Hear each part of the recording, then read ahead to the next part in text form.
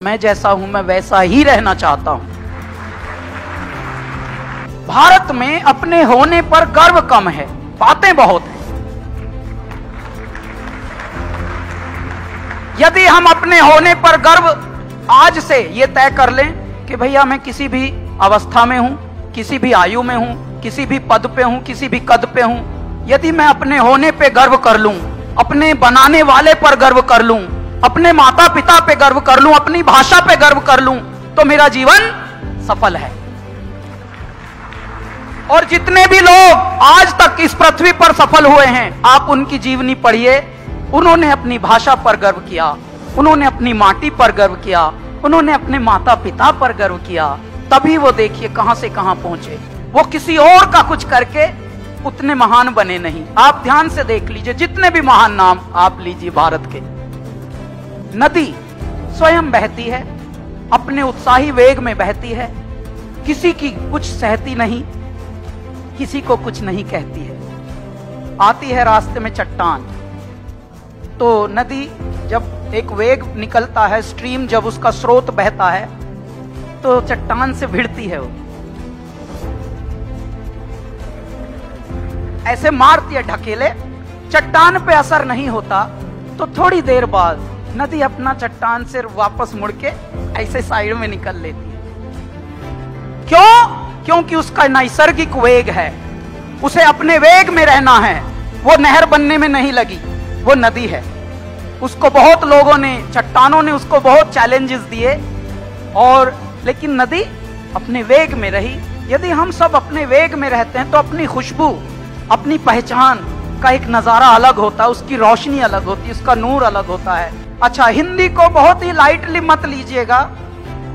जैसे हम अपने बड़ों को लाइटली ना लें, ऐसे ही हिंदी हमारा जड़ है, हमारा मूल है, और हम इसी से फल फूल रहे हैं। आप देखिए दुनिया में करोड़ों की ये फिल्म इंडस्ट्री है, अंग्रेजी पे अंग्रेजी पेल रहे हैं एक दूसरे में, लेकिन कमा कौन रहा है? कहां से? हिंदी से कमा रहे हैं सब। तो ऐ मेरे हिंदी से कमाने वालों, शाह और सा में भी फर्क समझना, वरना एक नुक्ते ने बदल डाली तकदीर हमारी। हम अर्ज करते रहे, वो गर्ज समझते रहे।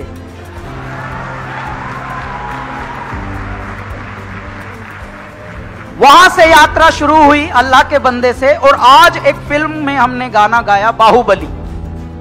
देखिए अभी 14-15 ही साल हुए हैं जिंदगी को। बाहुबली में संस्कृत के वाच हो रहे हैं, संस्कृत के श्लोक गाए जा रहे हैं, वो भी श्रृंगार रस में, जिसे रोमांटिक कहते हैं अंग्रेजी में, रोमांस, रोमांटिक सॉन्ग्स, उनमें संस्कृत। ये है हिंदी का प्रभाव और हमारी मूल भाषा संस्कृत का प्रभाव।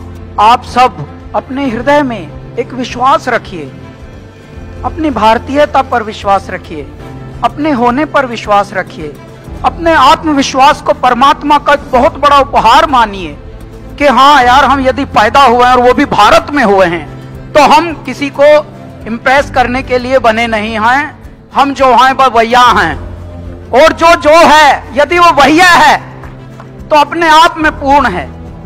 आप समझिए, प्लीज झूठ बोलना बंद कर दीजिए सुबह से शाम तक। How are you? I am fine. बिल्कुल गलत है। Don't be sensor. सेंसर मत बनिए कि गाड़ियों के पास कोई आएगा चूं चूं चूं करेगा।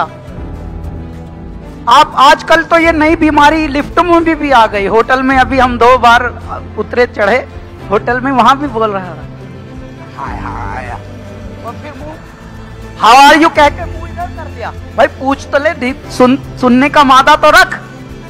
तो कृपया झूठ मत पालिए, झूठे मत बनिए, प्लीज जिंदा दिल रहिए। और जिंदा दिल वही रह सकते हैं जिनको आत्मविश्वास से परिपूरित जीवन मिला हो। जिंदा दिल रहेंगे तो भाषा का भी सम्मान होगा, भारतीयता का भी सम्मान होगा, और स्वयं का एक स्वाभिमान का सम्मान होगा। कृपया जो भी जिस आयु में है, झूठ मत पालिए, झूठ मत पलने दीजिए। एक उदाहरण देता हूं। 10 वर्ष का हो गया है कबीर, मेरा बेटा। मुझे बहुत सलाहें मिलती हैं, आजकल तो कुछ ज्यादा ही मिलती हैं। हमको बहुत सलाहें मिली कि अंबानी में डाल दीजिए, ओबरॉय में डाल दीजिए। स्कूल्स की जब बात चल रही थी तो बड़ी बड़ी मुझे ये मशवरा खुशहाल लोग देते हैं, जमीर बेच दे अपना खुदी का सौदा कर। तो इन पूरी सलाहों में एक परमात्मा से जो तार जुड़ा है वो भी अपना कार्य कर रहा है कहीं। तो मैंने एक ऐसे स्कूल में अपने कबीर को डाला हुआ है जो गुरुकुल टाइप का है मुंबई में। 4th क्लास में उसे घर बनाना सिखा रहे हैं कि अपना घर खुद कैसे बनाएगा। ये नहीं सिखा रहे हैं कि भाई कौन सा गणित है कौन सा ये, वो तो सब सीख जाएंगे वक्त के थपेड़ों के साथ। हर आदमी अपना गणित खुद सीख लेता है गुणा भाग। लेकिन तू घर बना के दिखा भाई, अपना फसल काट के दिखा, बो के और फसल काट के दिखा। ये सब चल रहा है वो भी मुंबई में। अच्छा, ये अपनी अपनी चॉइस है। क्यों? क्योंकि हमारा भारत ऐसे ही पला है। बात चाहे बेसलीके हो मगर बात कहने का सलीका चाहिए।